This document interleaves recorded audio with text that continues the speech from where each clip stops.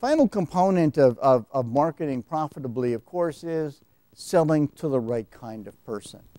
And this is the area of marketing that's probably changed the most in the last 15 years. I think 20 years ago, the notion was, I'll sell to anybody. And if you're alive, if you're breathing, and you've got money in your pocket, I want to sell to you. But that all changed, and it changed largely because of the efforts of a guy named Richard Reichheld, a consultant working for Bain Consultants in the States.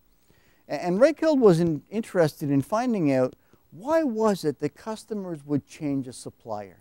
And so he did the easy thing. He surveyed them, and he asked them, you know, what did the competition say that lured you away from your current supplier? What he wasn't ready for was the first of a series of findings, and that finding was, in 2/3 of all cases, the customer came back and said, nothing, nothing. I didn't leave because I was attracted to a better supplier. I left because I could no longer tolerate the way I was treated by my current supplier. And Reichheld couldn't believe this.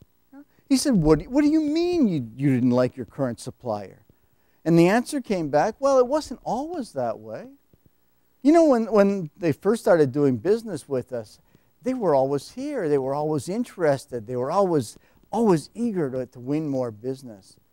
Always making presentations, telling us about new things they do for us, new services, new ways to create value.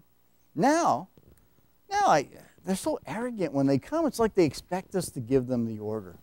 And you know, even after they get the order, we don't hear from them again until it's time to pay the bill and we're in default. Otherwise, man, you know what I feel like, the customer said? I feel like a magazine subscriber. I mean, think about it. You subscribe to a magazine. How often do you hear from them? Once a year? And what is that nature of that correspondence? It's not, hi, how you doing? It's not, how are we doing? The nature of the communication is, renew now. Renew now and get our best renewal rate.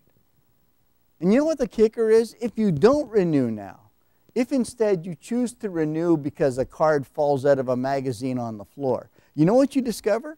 You discover that as a new subscriber, you can get that same best renewal rate, but as a new subscriber, you'll also get a beach tote or an umbrella thrown in. Because, man, we're always nicer to our new customers than we are to our existing customers, aren't we? And this led Reichheld into a whole series of inquiries. And so he went back to the suppliers and he said, what are you guys smoking? You know, the only thing worse than leaving money on the table is you take a good customer that pays their bills, and from neglect, you throw them out the door to the competition. What are you thinking of? And the answer almost always came back from these firms, well, you know, can I tell you, it's a tough environment. You know, margins are tight. We got a limited budget. We got a goal to grow the business. It's all about volume. And so we've got to acquire new accounts. And so we spend our money to acquire the account, and we do it with promotions, and the competition doesn't like that. So what do? Well, they spend money to acquire our accounts, and in the end, we just kind of trade business back and forth. And Reichheld said, well, okay, I understand how it's happening now. I don't know if I like it, though. I mean, if you want me to like it, then what you've got to tell me is your new accounts are more profitable than the old accounts. And that's when it really hit the fan, because that's when Reichheld discovered the often cited statistic, it costs 6 to 8 times more money to acquire a new account than it does to retain and service an existing account. He said that it doesn't make sense to me that we're doing business this way. What we should be doing is focusing first on retaining the business we really want. And then once we've got them under lock and key, then we can spend to acquire more. We're doing it, however, the opposite way. And when we do it this way, what we end up discovering is we end up misplacing our affections. This chart comes to you by way of a company. This was an insurance company in the States. And a very interesting situation because they had record sales and lost money. And you wonder, well, how can you have record sales and lose money? Well, it's simple. They were selling principally to a group they called the insurance minimizers.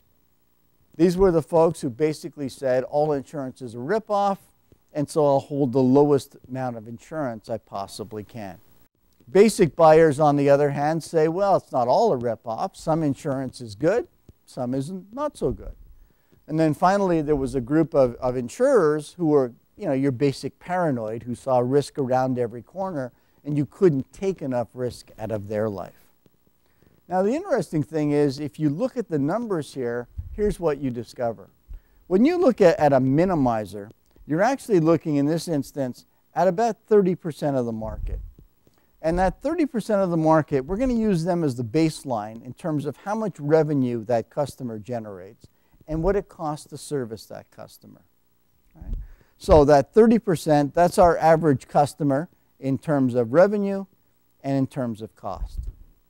If we step down to a basic buyer, somebody that doesn't need as much convincing in order to be motivated to buy the product, they are naturally more inclined towards the product.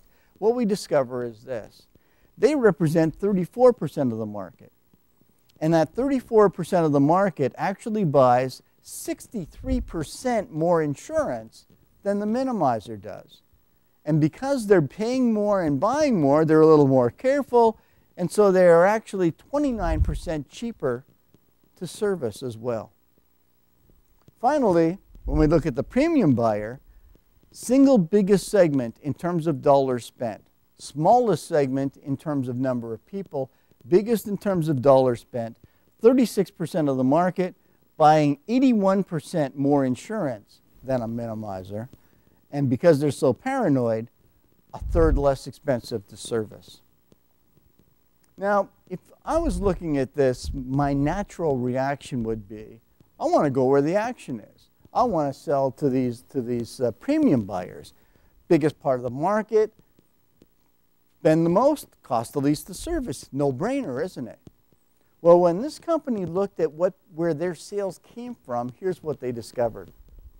They were getting 40% of their sales from the 30% of the market that bought the least and cost the most to service. By contrast, they were only getting 19% of their sales from the 36% of the market who spent the most and were most cost effective. Clearly, they had to do a reallocation of where they were spending and against which kind of customer they were spending. In the absence of that, what do? You chase every piece of business that comes by. If you don't have the discipline to target a specific kind of customer, then all business becomes good business. And when you look at how much you can spend in order to win that piece of business, it's a very simple calculation. You ask yourself, if I win, how much do I win? And that becomes the ceiling for how much you can spend in order to win that piece of business. And so Reichheld said the problem we have is that because we become so indiscriminate in who we're pursuing, anything that comes along is great. If we were dating, we'd call this a one-night stand, right? And so how do we think about it? Well, we spend money, make money, spend money, make money, spend money, make money, spend money, make money. And because we hope and pray that all of those relationships are discrete and independent, there's no ability to work one account into another, one transaction into another. And he said, that's just wrong. It's wrong on so many levels. Because earlier we said nobody ever paid more for something they could get elsewhere for less.